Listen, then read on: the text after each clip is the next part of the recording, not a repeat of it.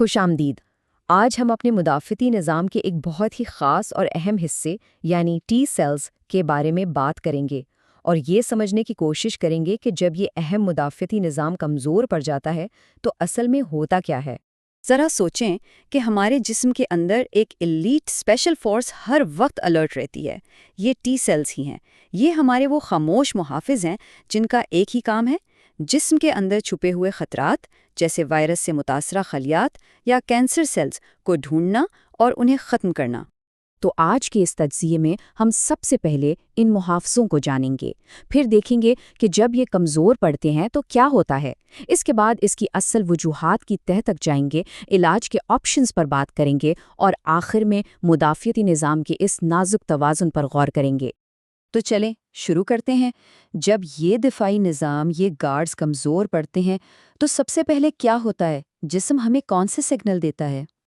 جب T sales کی دفاعی لائن کمزور ہوتی ہے نا تو جسم خاموش نہیں رہتا، وہ مدد کے لیے پکارتا ہے، اور یہ پکار اکثر بار بار ہونے والے یا غیر معمولی شدید انفیکشنز کی شکل میں ہوتی ہے۔ یہ ایک واضح اشارہ ہے کہ اندر کچھ ٹھیک نہیں ہے۔ اور دلچسپ بات یہ ہے کہ یہ ابتدائی علامات بہت عام سی لگ سکتی ہیں، جیسے روٹا وائرس جیسا کوئی عام انفیکشن بہت زیادہ شدید ہو جائے، یا مسلسل ڈائریا رہے، یا جلد پر سرخ دانے نکل آئیں۔ ایسا اس لیے ہوتا ہے کیونکہ ٹی سیلز کا کام ہی اندرونی حملہ آوروں، خاص طور پر وائرسز سے لڑنا ہے۔ جب وہ اپنا کام ٹھیک سے نہیں کر پاتے تو یہ روزمرہ کے انفیکشنز بھی قابو سے باہر ہو جاتے ہیں۔ اور اگر ان ابتدائی سگنلز کو نظر انداز کر دیا جائے تو پھر معاملہ کافی سنگین ہو سکتا ہے۔ بچوں کی نشو و نما رک سکتی ہے اور جسم بہت زیادہ کمزور ہو سکتا ہے، جسے کیکیکسیا کہتے ہیں۔ یہ علامات بتاتی ہیں کہ مسئلہ اب گہرا ہو چکا ہے اور اس پر فوری توجہ کی ضرورت ہے۔ تو ان علامات کو دیکھ کر ڈاکٹرز اصل وجہ کی تہہ تک پہنچتے کیسے ہیں؟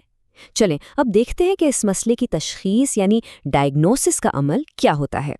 تو سوال یہ ہے کہ جب ڈاکٹرز کو شبہ ہوتا ہے کہ کسی کے ٹی سیلز کمزور ہیں تو وہ اس بات کی تصدیق کیسے کرتے ہیں؟ ان کے پاس کیا طریقے ہیں؟ اس کی تشخیص کے لیے عام طور پر 3 اہم طریقے استعمال ہوتے ہیں۔ ایک تو جلد کا ٹیسٹ ہے، جس سے مدافعتی رد عمل کو چیک کیا جاتا ہے۔ دوسرا خون کا سیدھا سادہ ٹیسٹ ہے، جس میں ٹی سیلز کی گنتی کی جاتی ہے۔ اور تیسرا لیب میں کلچر ٹیسٹ کیے جاتے ہیں تاکہ یہ پتہ چل سکے کہ کون سے جراثیم حملہ کر رہے ہیں۔ اچھا، تشخیص تو ہو گئی، لیکن اب اس سے بھی بڑا سوال یہ ہے کہ اس کمی کی وجہ کیا ہے؟ کیا یہ کوئی جینیاتی مسئلہ ہے جو پیدائشی ہے، یا یہ زندگی میں بعد میں کسی اور وجہ سے ہوا ہے؟ یہاں ہمیں 2 بڑی اقسام ملتی ہیں۔ ایک ہے بنیادی کمی جو جنیاتی ہوتی ہے، یعنی پیدائش سے ہی مدافعتی نظام میں کوئی نقص ہوتا ہے، جیسے کہ SCID کی بیماری میں۔ دوسری طرف ہے ثانوی کمی جو زندگی میں بعد میں ہوتی ہے، اور یہ زیادہ عام ہے۔ اس کی وجوہات میں ایڈز، کینسر کا علاج یا لمفوما جیسی بیماریاں شامل ہیں۔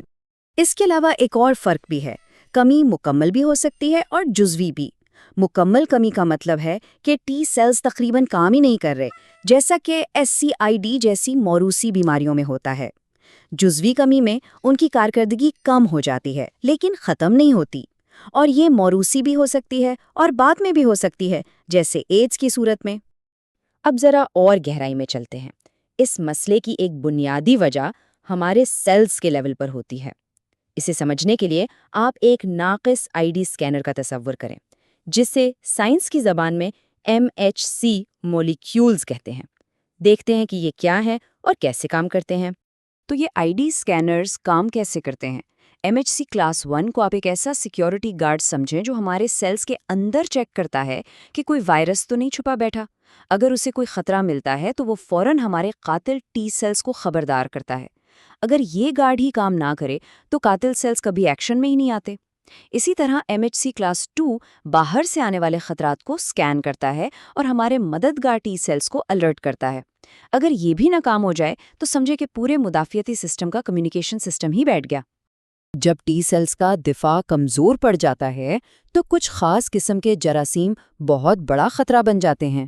یہ وہ جراثیم ہیں جو عام طور پر ہمارے سیلز کے اندر چھپ کر حملہ کرتے ہیں۔ ان میں کئی قسم کے وائرس، بیکٹیریا اور فنگس شامل ہیں، جنہیں ایک صحت مند مدافعتی نظام آسانی سے قابو میں رکھتا ہے۔ اچھا، مسئلہ تو سمجھ آ گیا، لیکن اب اس سے نمٹنے کے لیے کیا کیا کیا جاتا ہے؟ خوش قسمتی سے اس حالت کو مینج کرنے کے لیے کئی حکمت عملی موجود ہیں۔ اس کے علاج کے لیے عام طور پر ایک 3 نکاتی حکمت عملی اپنائی جاتی ہے۔ پہلا قدم دفاع کو فوری طور پر مضبوط بنانا ہے۔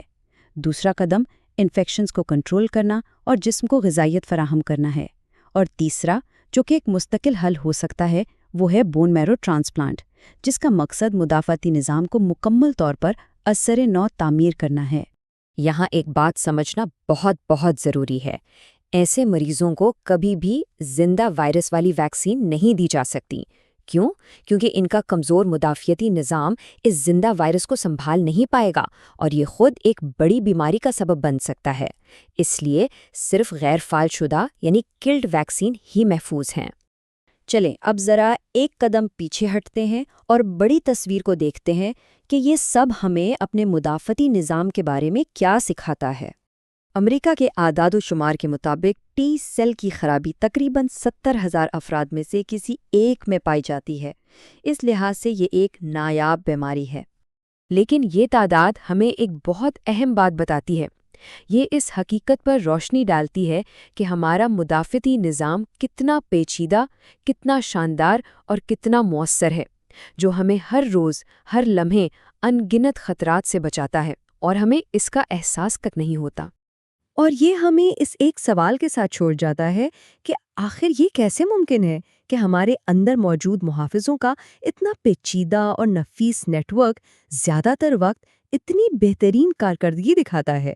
یہ واقعی قدرت کا ایک معجزہ ہے نا؟